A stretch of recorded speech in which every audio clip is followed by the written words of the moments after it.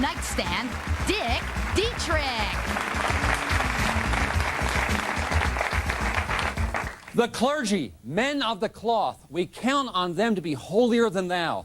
But when you strip away those robes, what do you see? Well, if you ever got into a game of strip poker, you know. And nobody knows more than our first guest. She came to prominence a few years ago when she first went public about a string of affairs with several religious figures. She's now detailed all these affairs in her new book entitled, Oh God, oh God, oh God, Don't Stop. Please welcome Beth Ann McClure.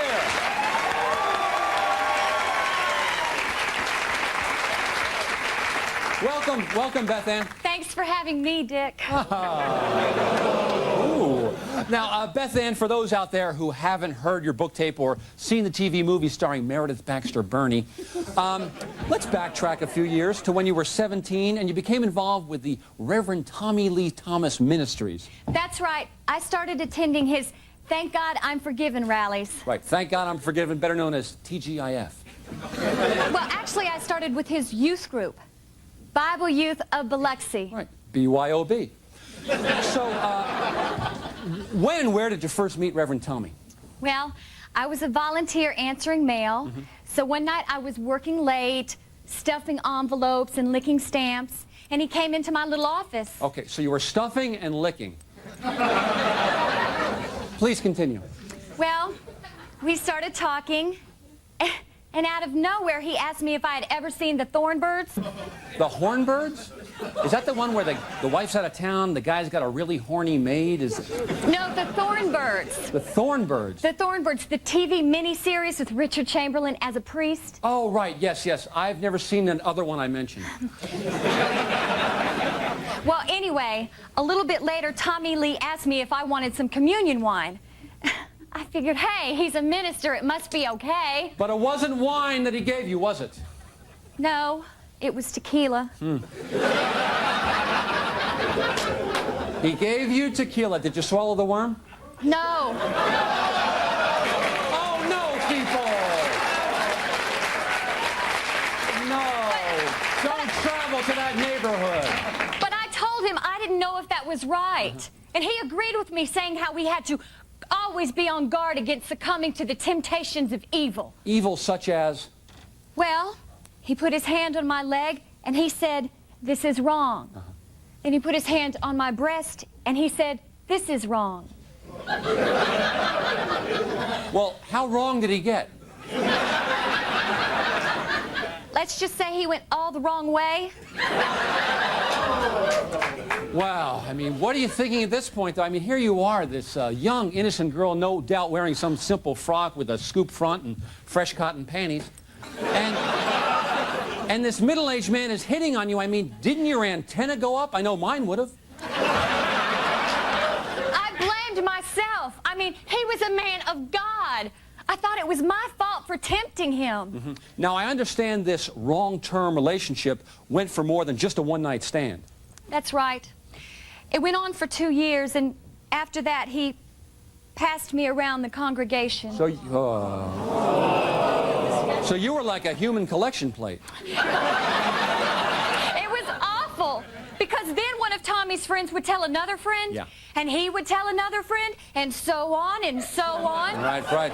Well, you had good word of mouth. Then, of course, the scandal broke. We got all those great headlines. And it was after this that you sought refuge in the Catholic Church. Is that right? Yes. I met this very nice priest. So one night after we'd finished counting the bingo proceeds, out of nowhere he asked me if I've ever seen the Thornbirds. The next thing I know, he's pouring me communion wine. One thing led to another. He took me in the rectory. Okay, Oh, let's put a plug in that kind of thinking right now. Well, it wasn't long after that I began experimenting with other religions beyond Christianity. And eventually, I turned to Judaism. Okay, now, of course, I know about Judaism, but for the benefit of those viewers who don't, could you explain who Judy is? No, Judaism, I became Jewish. A Jew. Oh, Gesundheit. Then what happened? Next, I met this rabbi. So you got a minister, a priest, and a rabbi. Did you guys go into a bar? No. One night, though, this rabbi and I went to a Seder, and after everybody else left, out of nowhere, he asked me if I'd ever seen the Thornbirds. Uh-oh. Next thing I know, he's coming on to me. He put his hand on my tuchus and felt my kishkas. Oh, my God. So at this point, you're running low on religion. I didn't want any more religious. I mean, as far as I'm concerned, they're all hypocrites. Yeah. That's when I decided to beat them at their own game. So I cashed in, got an agent, a new body, and started making as much money as I could posing naked anywhere I could. Oh. It did wonders for my self-esteem. Oh. What a positive person. Okay. When we come back, the Reverend Jesse Jackson will be here to complete the limerick that begins, "There once was a nun from Carolina." Stick around.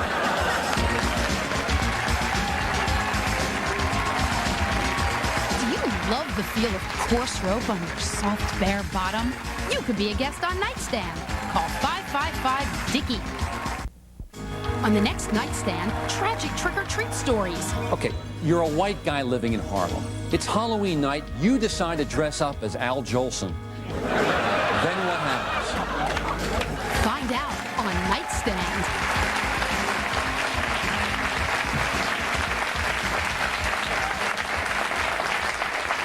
Welcome back. Welcome back. We've been talking to Beth Ann, who told us how she spent 3 years with the TGIF Ministries as the parish pump. My next guest is an evangelist who is also the publisher of a magazine for promiscuous clergy called Repent House. Please welcome Reverend Martin N. Lewis. Thank you, Dick. It's a blessing to be here. Ah, very good. Now, Reverend, you've been backstage. You heard Beth Ann's story. How do you respond? Well, Dick, I was not only listening, but I was praying because I feel for her. I know how much she has suffered at the hands of others.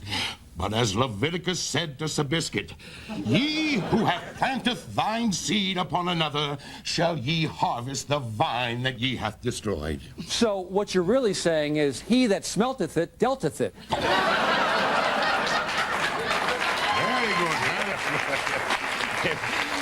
That is a big amen, Dick. Now, you, more than most men, understand how easy it is for a minister to stray. Is that right? Well, ministers are people too, Dick. We have faults and flaws. We pull up our pants one leg at a time. And you take them off even faster. Well, exactly. That's exactly true, and no one knows this and hurts more than these men. And you would know about this from personal experience, am I right? You have strayed, is that correct? Yes, indeed, I have, Dick. But all I can say is I am a man. I have foibles. Well, I'm surprised you can sit. Where exactly did this happen? Well, Dick, in my case, it happened outside Atlanta. You see, I was down there preaching a revival meeting, and I'd been away from my lovely wife for about 6 weeks. And I'm telling you, all of God's juices just started building up in me until I thought I was going to be like a volcano and erupt. And then it happened. There they were, right there. 2 lovely young women sitting in the front row. Ooh, a couple of real Georgia plums, all right? Oh, amen, Dick. Ripe for picking. But I tried to ignore them, but I'm only a man. Yeah. So then after the service, we got to talking, and, well, one thing led to another, and I don't know what brought this on, but all of a sudden I asked them if they'd ever seen the Thornbirds. Man, I gotta get this movie. Then, before you can say, "Give till it hurts," I sinned. And then I sinned again and again. I let down my wife. I let down my children. I let down my entire basic cable TV congregation. All because I let down my trousers. Oh. And who can forget those photographs of you with that really unattractive prostitute who claimed she tied you up and spanked you and changed your diapers? I mean, that must have been embarrassing. Not till I got caught. But then I asked the Lord for forgiveness. I told him, Lord, I have sinned.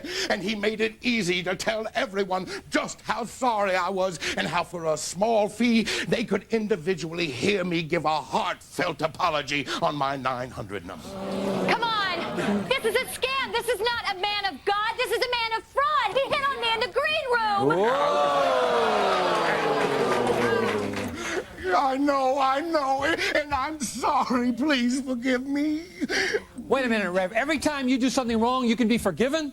Well, that's right, Dick. Sometimes on a good day, the Lord forgives me 3 or 4 times. Wow. You must take a lot of vitamins. All right, when we come back, we'll meet a college co-ed who joined the Mile High Club with a religious man, but says she doesn't want to be a frequent flyer. Stick around.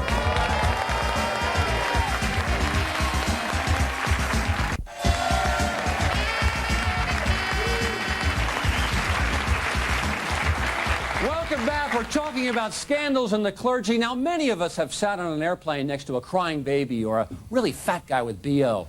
Our next guest sat next to a horny monk. She's a college co-ed who was taken advantage of sexually by a monk while traveling on an airplane. Now, her name is Deirdre, but we're going to call her Dee Dee because that's a really cute nickname. Dee Dee, tell us your tragic story. Well, I was flying back to college from Alaska here to California. I go to State Tech University. State Tech, a well-known school.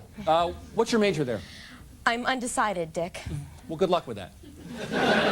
So you leave Alaska, you board a plane, you take your seat, you look around to see if anybody left any earphones so you don't have to buy a pair. Then what happens? Well, next to me sits this kind-looking man in a long, flowing orange robe. He was a monk from Tibet, and he said his name was Key, and he seemed nice. Mm-hmm. So you're on this plane, and you're sitting next to this monk, Key. Then what happens? Well, after we got up in the air and had leveled off, he... So what you're saying is, monk he see, monk he do. Yes. And then... I'm sorry. You know, Dee Dee, I am guessing this is difficult for you. Yes, it is. I'm sorry. Okay, that's okay. You just take your time, okay? But if you could go now, I'd appreciate it. Oh. Well, okay. Well, he asked the flight attendant for a blanket, and he completely covered us. He was pitching a tent. Yeah, I guess, but I was too scared to think, and then he reached his hand up under the blanket. Okay, now listen, I know this is difficult for you, but we have to keep this graphic. So, let's assume that your body is a map of the United States, okay? And the monk went for some traveling. Now, where did he travel to? Oh, well, he reached his hand up. Okay, so he went to the Twin Cities. Yes. Okay, did he do any more sightseeing? Yes, he went south. Okay. Did he cross the Mason-Dixon line? Yes. Okay. Did he pass the Naval Academy? Yes. Here's the big one. Did he go to Florida? No, not that far south. Okay. So he made his home way down south in the land of cotton. Yes. Bad times there were not forgotten. Look away, you bastard. Dick, if I may, I hope you said something to somebody, reported it. No, I was ashamed, and I thought, who's going to believe me? I know. I kept it inside, thinking I could put it behind me. You tried to put it behind you, but it doesn't work, does it? No, I can't get that monk out of my mind. I can't sleep. I don't want to go to church anymore, and I can no longer have sex with my boyfriend. Can you have sex with anybody else? No, it has destroyed my life. Well, Dee Dee, your story moved us. The thought of you going without sex was more than we could bear. So what we did as a surprise, we tracked down that monk who ruined your life. You did? Yeah, that's right. In fact, he's backstage right now in our soundproof booth. Turns out his full name is Monk Dali Dung Chow Ki. That's right, the very same man who tried to get his kicks on your Route 66. Now, he thinks he's here to talk about Tibet and to get a monk makeover. But we're going to surprise him as you confront him. Dick, I really don't know if I could go through with that. The memories. You'll have to do it sometime, Dee Dee. I know. I just feel like... You have to face this and get on with your life if you ever want to be normal and have sex again. And we don't want to help you with that, huh? I agree with her. I agree with this young lady 100%. You've got to get this out into the open so that he can apologize and beg for forgiveness. Okay, Dee Dee, you heard what the experts say. Audience, what do you think? Should she confront him? Yeah. All right. Dee Dee, how about it? What do you say? That's the spirit. Okay, very good. When we come back, Dee Dee is going to get the chance to confront her tormentor and get this monk off her back. This will be great.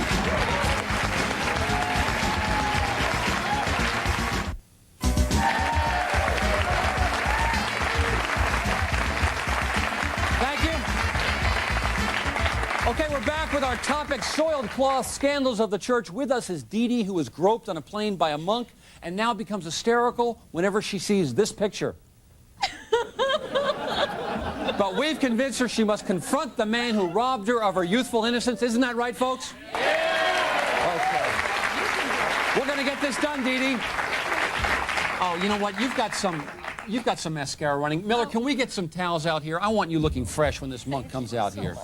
Very good. You know, you might want to blow your nose, too, because unfortunately you got one right. Oh. You got one right there.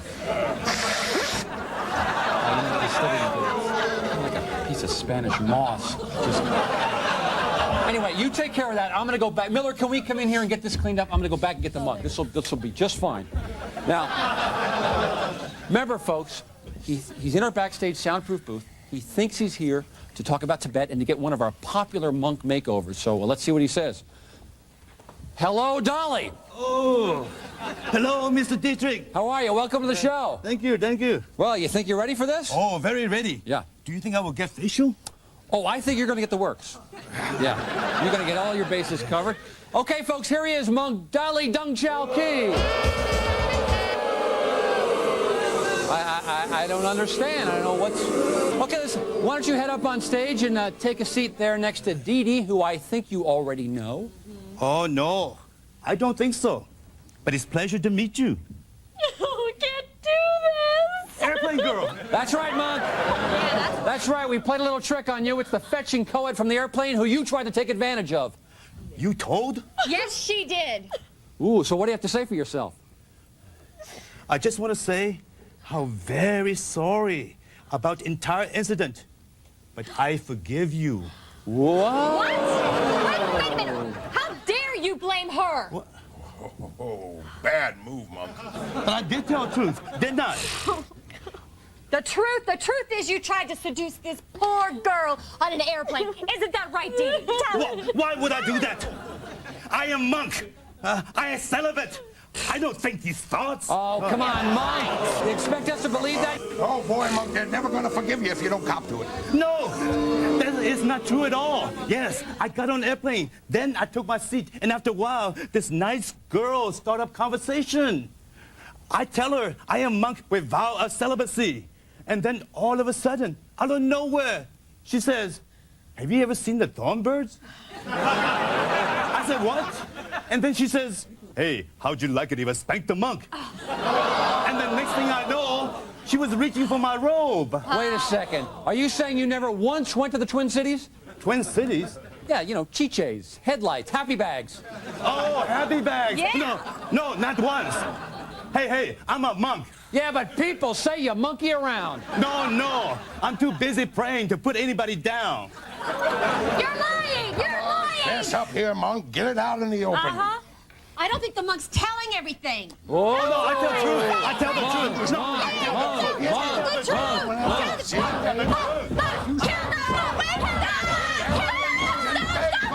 Stop! He's telling the truth. I hit on him, and I made the whole thing up. Dee Dee. Sorry, Dee Dee, why would you do something like that? because I wanted attention for a change, and I wanted to become famous, like Beth Ann or Tonya Harding or Divine Brown, and I wanted to become famous the only way you can become famous these days, by being in a scandal. Sorry, Dolly. It's okay. It's all right. I'm sorry. Me too. I'm sorry. Please forgive me. You know, Mug, I had a feeling this was going to work out for you tonight. Yes, I am glad too. I just hope that Dee Dee can get to a happy place in her life. Thank you.